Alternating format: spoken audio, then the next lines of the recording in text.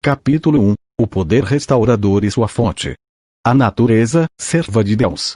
O mundo material está sob o controle de Deus. As leis que governam toda a natureza são obedecidas pela natureza. Tudo fala e age segundo a vontade do Criador. As nuvens, a chuva, o orvalho, a luz solar, a saraiva, o vento, a tormenta, tudo se acha sob a supervisão de Deus, e presta obediência implícita àquele que os emprega.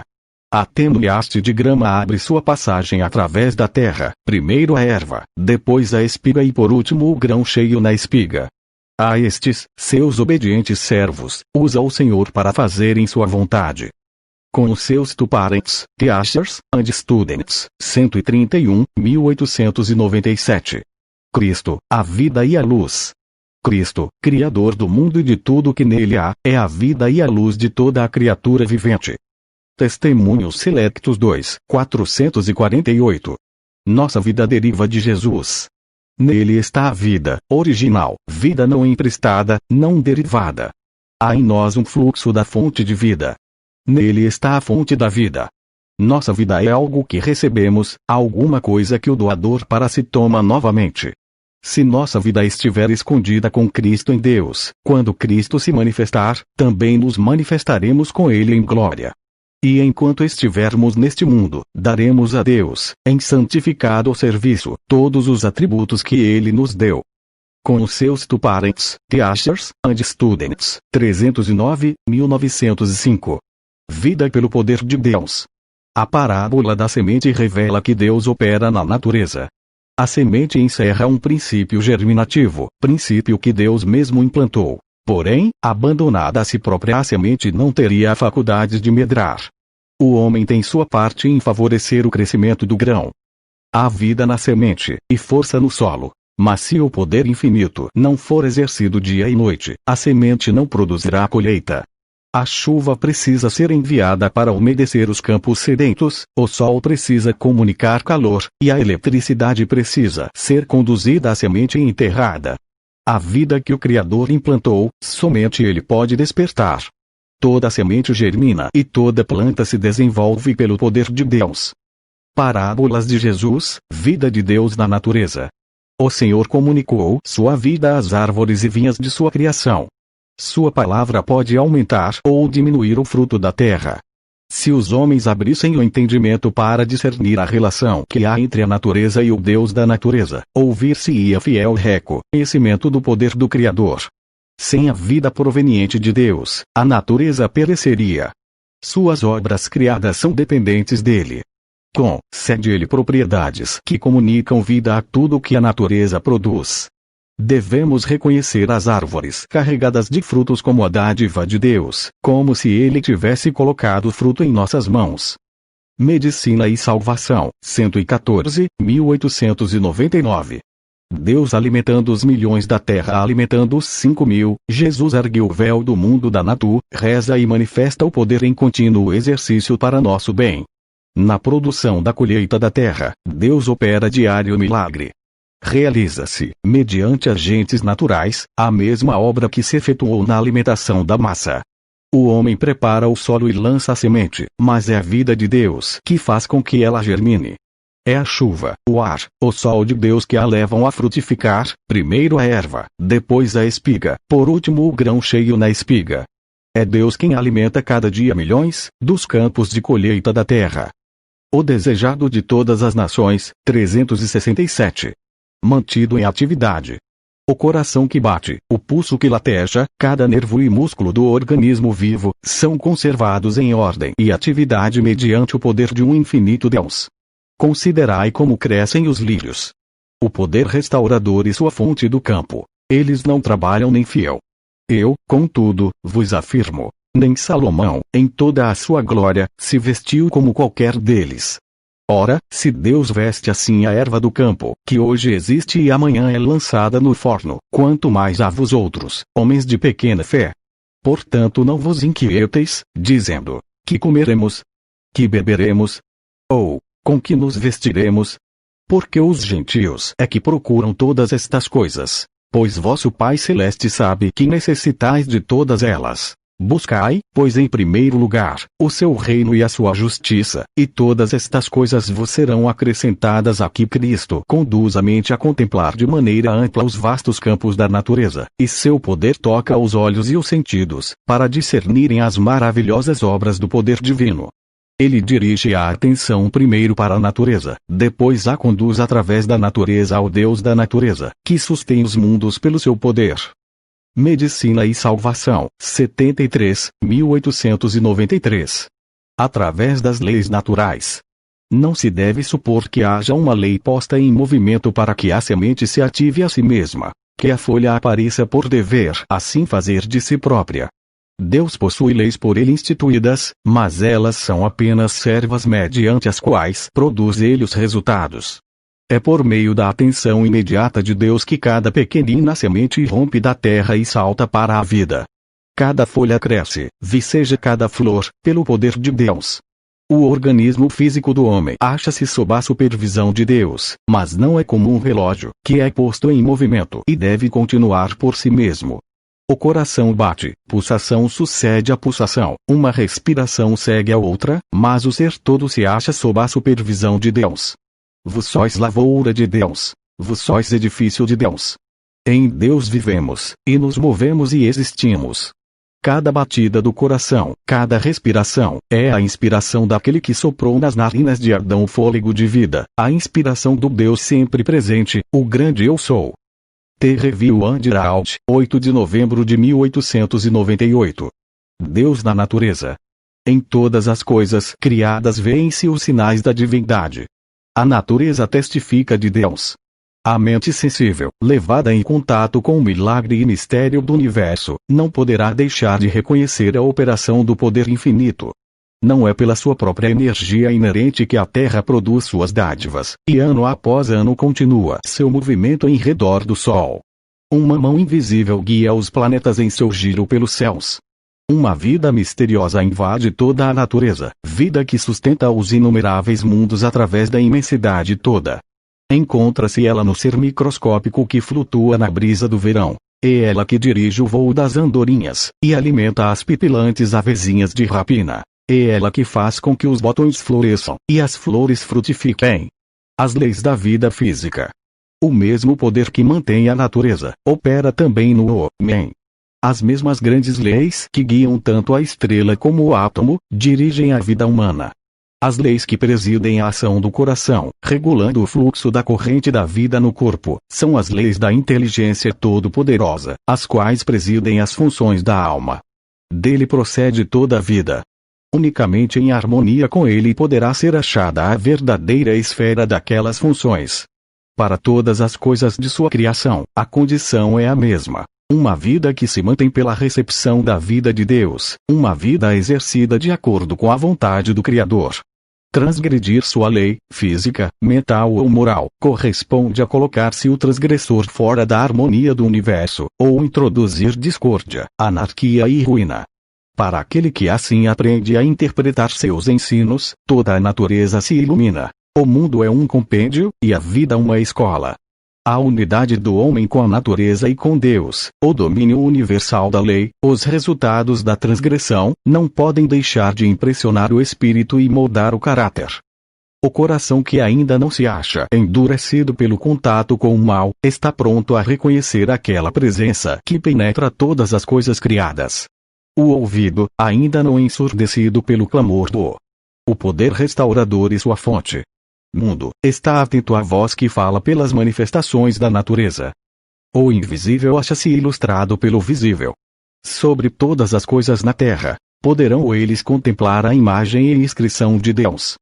Educação, 99, 100. Mensagens da natureza. Toda a natureza é viva. Por meio de suas variadas formas de vida fala ela, aos que têm ouvidos para ouvir e sentidos para compreender, daquele que é a fonte de toda a vida. A natureza revela a maravilhosa operação do artista mestre. Com os seus Parents, Teachers, and Students, 164, 1900. A mensagem do amor. No princípio, Deus se manifestava em todas as obras da criação. E sobre todas as coisas na terra, no ar e no firmamento, escreveu a mensagem do amor do Pai. Ora, o pecado manchou a perfeita obra de Deus, todavia permanecem os traços de sua mão. Mesmo agora todas as coisas criadas declaram a glória de sua excelência. Toda árvore, e arbusto, e folha exala aquele elemento de vida sem o qual nenhum homem ou animal poderia existir. E animal e homem servem, por sua vez, a vida da folha, do arbusto e da árvore. O desejado de todas as nações, 20:21. A natureza não é Deus. As coisas de feitura divina na natureza não são o próprio Deus da natureza. As coisas da natureza são uma expressão do caráter divino. Por meio delas podemos compreender o seu amor, seu poder, e sua glória. Mas não devemos considerar a natureza como sendo Deus.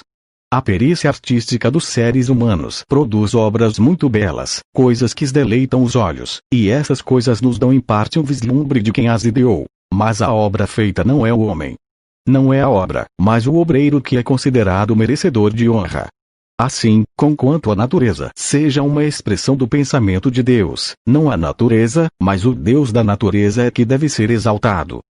Testemunhos Selectos 3:262. A fonte da cura, doença, sofrimento e morte são obra de um poder antagônico. Satanás é o destruidor. Deus, o restaurador. As palavras dirigidas a Israel verificam-se hoje naqueles que recuperam a saúde do corpo ou da alma.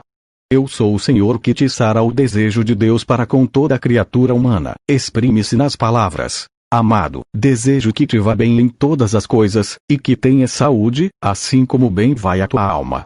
É Ele que perdoa todas as tuas iniquidades, e sara todas as tuas enfermidades. Quem redime a tua vida da perdição, e te coroa de benignidade e de misericórdia. Conselho sobre Saúde, 168. O grande restaurador. O poder restaurador de Deus espalha-se por toda a natureza. Se o ser humano fere a própria carne ou quebra um osso, imediatamente a natureza começa a reparar o dano, e preserva dessa forma a vida do homem. O homem, porém, pode colocar-se em posição na qual a natureza é estorvada, de maneira que não pode realizar a sua obra. Se é usado fumo, o poder restaurador da natureza é enfraquecido em maior ou menor extensão. Quando se usa a bebida intoxicante, o organismo torna-se incapaz de resistir à doença em seu original poder dado por Deus como restaurador. Foi Deus quem fez a provisão para que a natureza opere para restaurar as forças exauridas. O poder é de Deus. Ele é o grande restaurador. Com os seus two parents, Teachers and Students, 77, 1899. Uma obra combinada. Os enfermos devem ser curados mediante os esforços combinados do humano e do divino. Toda dádiva, todo poder, que Cristo prometeu a seus discípulos, envia Ele àqueles que o servirem com fidelidade. Com os seus two parents, Teachers and Students, 205, 1899. O poder restaurador e sua fonte. O Espírito Santo renova o corpo. O pecado traz enfermidade e fraqueza, físicas e espirituais. Cristo tornou possível livrar-nos dessa maldição. Promete o Senhor, por meio da verdade, renovar a alma. O Espírito Santo tornará capacitados para comunicar em verdade com poder a todos que estão desejosos de ser educados. Renovará cada órgão do corpo, a fim de que os servos de Deus possam operar de modo aceitável e com sucesso. A vitalidade aumenta sob a influência da ação do Espírito. Permitamos, então, que este poder nos leve a uma atmosfera mais alta e mais santa, para que possamos desempenhar bem o trabalho que nos for indicado. The Review and Herald, 14 de janeiro de 1902. O melhor remédio. A religião da Bíblia não é prejudicial à saúde do corpo ou da mente. A influência do Espírito de Deus é o melhor remédio que pode ser recebido por um homem ou uma mulher doentes. O céu é todo saúde, e quanto mais plenamente forem compreendidas as influências celestiais, tanto mais certa será a recuperação do crente enfermo. Testimonies for the Church 3, 172. O que o médico tenta, Cristo executa. Ninguém senão o médico cristão pode desincumbir-se dos deveres de sua profissão de maneira aceitável a Deus. Numa obra tão sagrada, nenhum lugar deve ser dado a planos e interesses egoístas. Toda ambição, cada motivo, deve estar subordinado ao interesse daquela vida que se mede pela vida de Deus. Em todos os vossos mistérios, permiti que a reivindicação de Jesus, o Redentor do mundo, seja reconhecida. Imitai-lhe o exemplo. O que o médico tenta fazer, Cristo pode realizar. Eles procuram prolongar a vida. Ele é o doador da vida.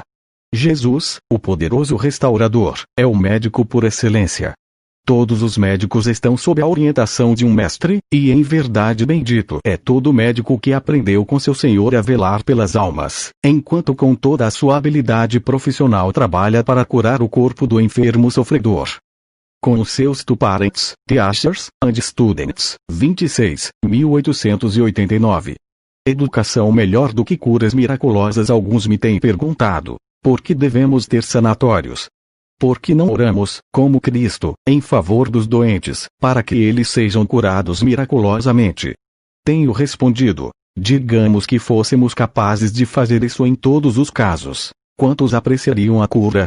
Tornar-se-iam reformadores da saúde aqueles que fossem curados, ou continuariam a ser destruidores da saúde?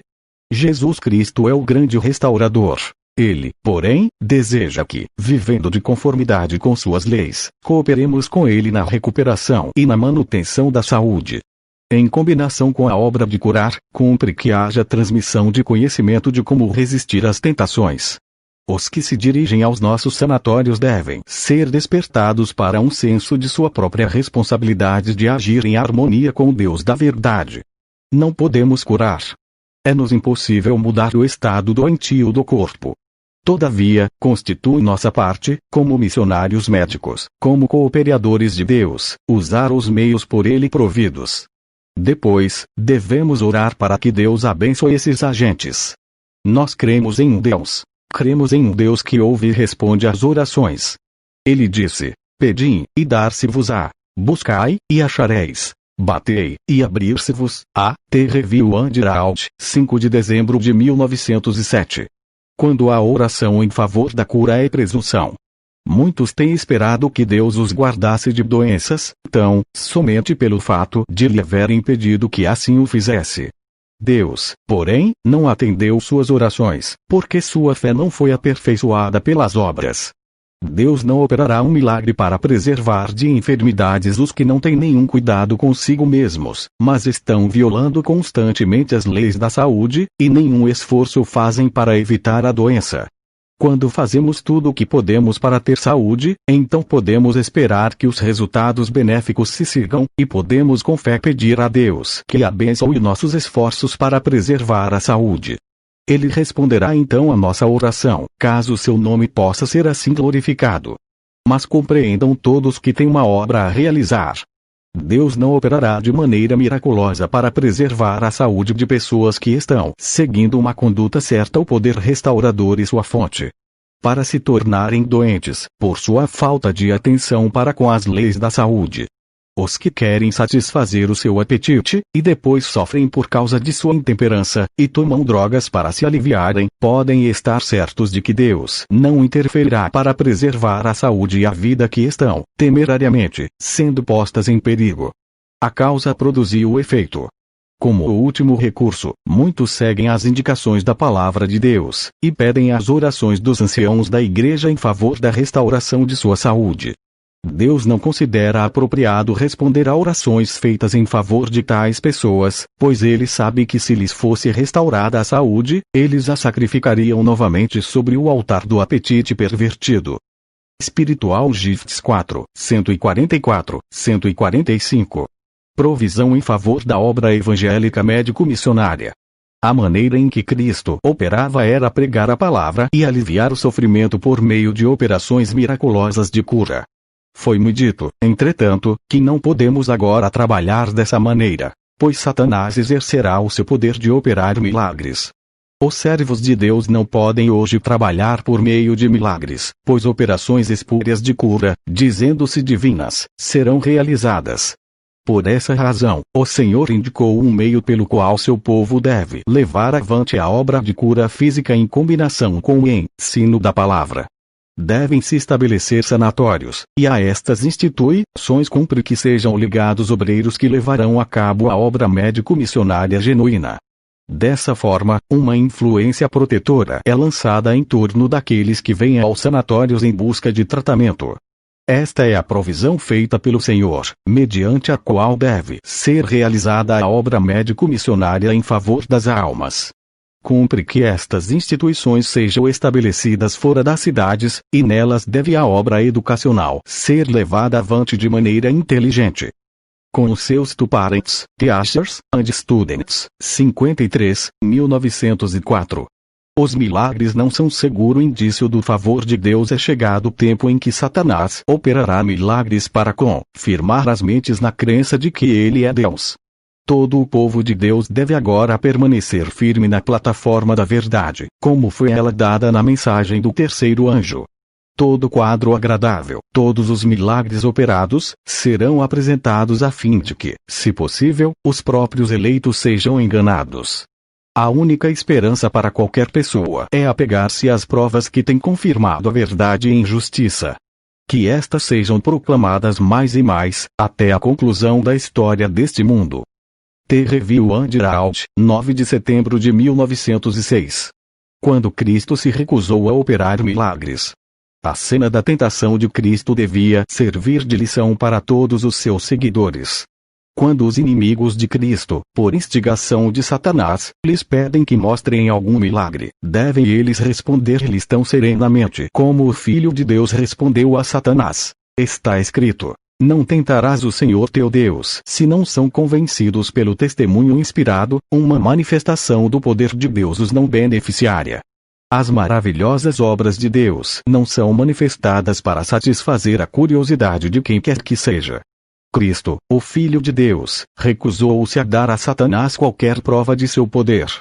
Não fez ele nenhum esforço no sentido de desfazer-se de Satanás apresentando um milagre. Os discípulos de Cristo serão levados a situações semelhantes.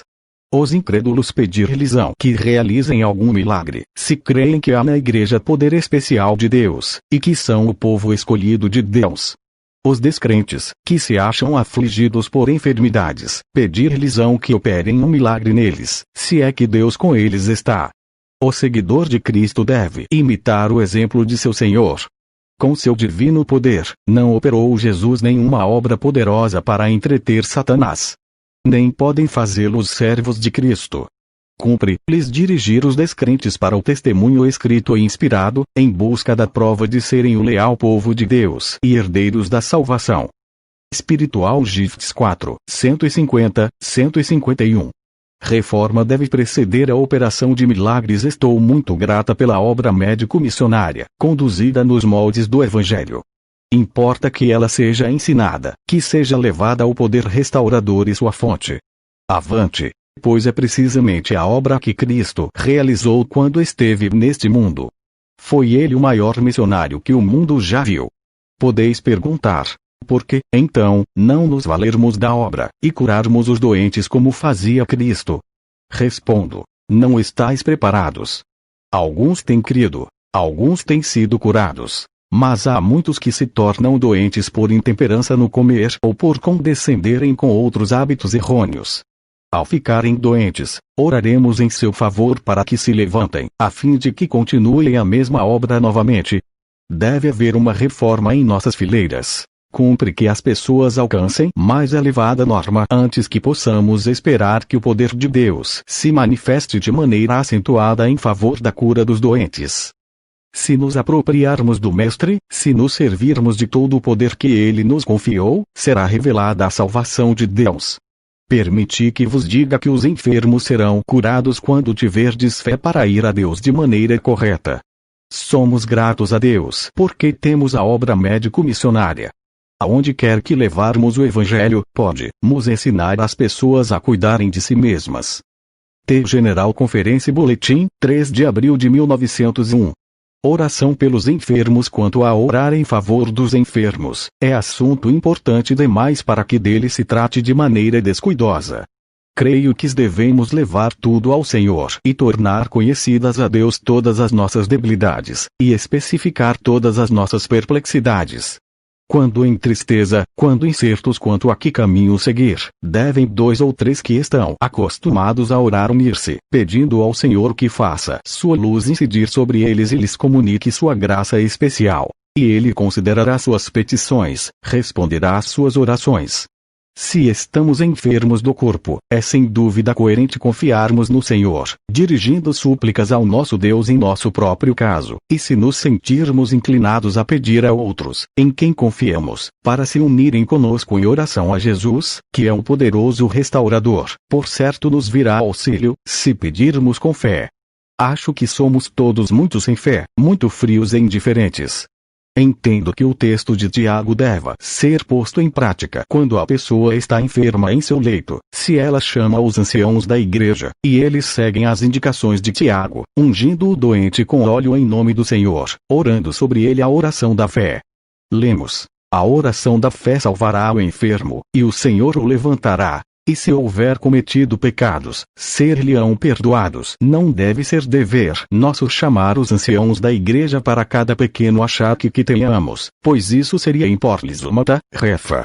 Fizessem todos isso, seu tempo estaria inteiramente tomado, e eles não poderiam fazer mais nada. O Senhor nos dá, todavia, o privilégio de buscá-lo individualmente em fervorosa oração, ou abrir diante dele a nossa alma, nada ocultando daquele que nos convidou. Vinde a mim todos os que estáis cansados e sobrecarregados, e eu vos aliviarei. Quão gratos devemos ser por Jesus estar desejoso e ser capaz de levar todas as nossas enfermidades, e fortalecer-nos e sarar todas as nossas doenças, se for para o nosso bem e para a sua glória. Alguns morreram nos dias de Cristo e nos dias dos apóstolos, porque o Senhor sabia precisamente o que era melhor para eles. Com os seus two parents, teachers, and students, 35, 1890. Para estudo posterior. Deus, e não o homem, é a fonte da cura. Conselho sobre Saúde, 346. A Ciência do Bom Viver, 243. A Igreja dotada de poder para curar. Conselho sobre Saúde, 30, 529.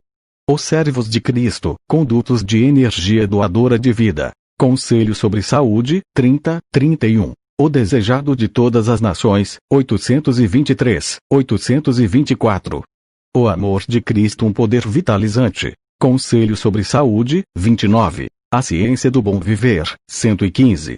Quando a educação é melhor do que as curas miraculosas. Conselho sobre Saúde, 469. Oração pelos doentes. Conselho sobre Saúde, 373, 382. A Ciência do Bom Viver, 225, 233. Testemunhos Selectos 1, 212, 216. Testimonies for the Church 4, 565, 570. O poder restaurador e sua fonte 41. A saúde do ignorante voluntário não é preservada milagrosamente. Conselho sobre Saúde, 504. Incidente: um degenerado pede cura. Conselho sobre Saúde, 618, 621. Obediência deve acompanhar a cura. Conselho sobre Saúde, 138, 139. Testemunhos Selectos 3, 364, 365. Milagres de cura devem ser simulados por Satanás. Conselho sobre Saúde, 460, 461. O grande conflito entre Cristo e Satanás, 589, 590. Testemunhos Selectos 1, 100. Advertência contra médicos espíritas. Conselho sobre Saúde, 454, 460.